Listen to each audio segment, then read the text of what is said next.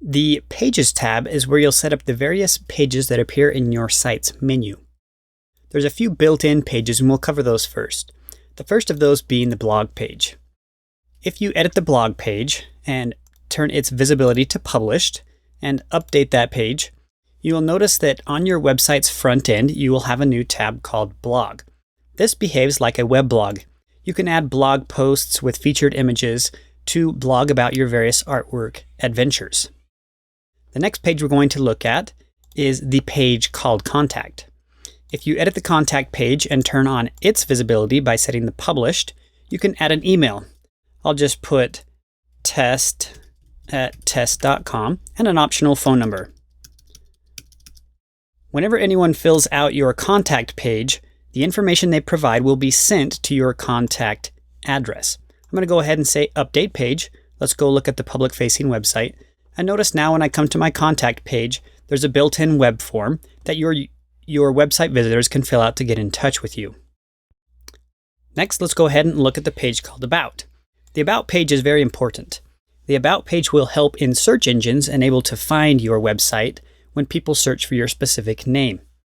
What you'll want to do is go ahead and fill out also a short bio as well as a profile image.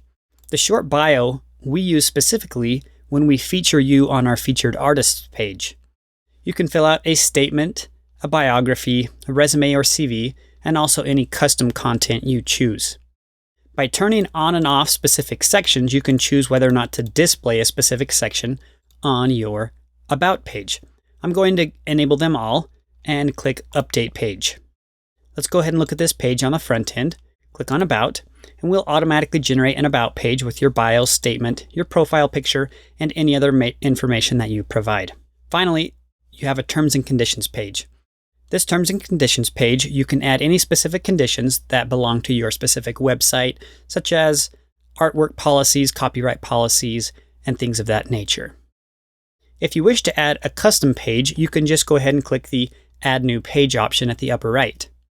You'll simply add a page, any optional content you want, and then which order you want this to display in the menu. I'm going to set this to order 0, meaning this new custom page will be displayed at the very front of my menu. Let's go ahead and add this page. And now when I come to my public-facing website, you can see that that custom page is now the first link. The galleries link is always built into the menu and is the top menu linking to your website's galleries.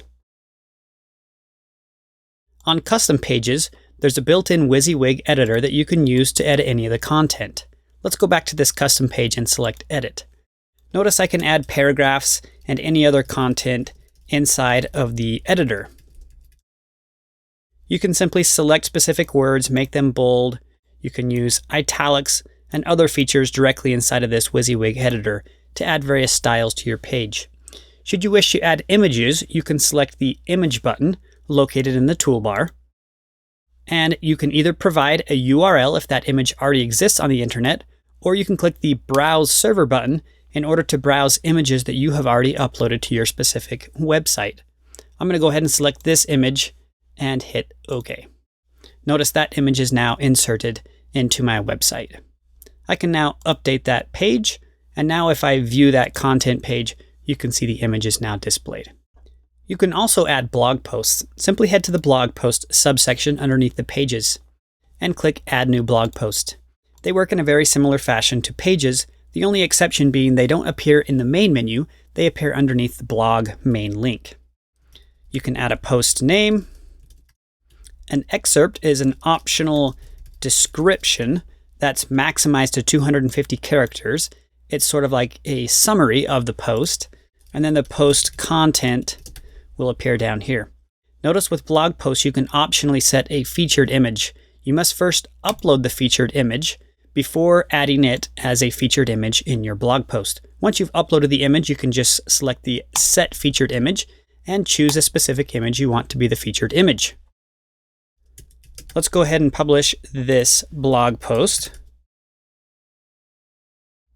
And now, when we come over to our public-facing website and I go to my blog category, notice that third post is now posted here, with the featured image being displayed as a thumbnail next to the blog post itself.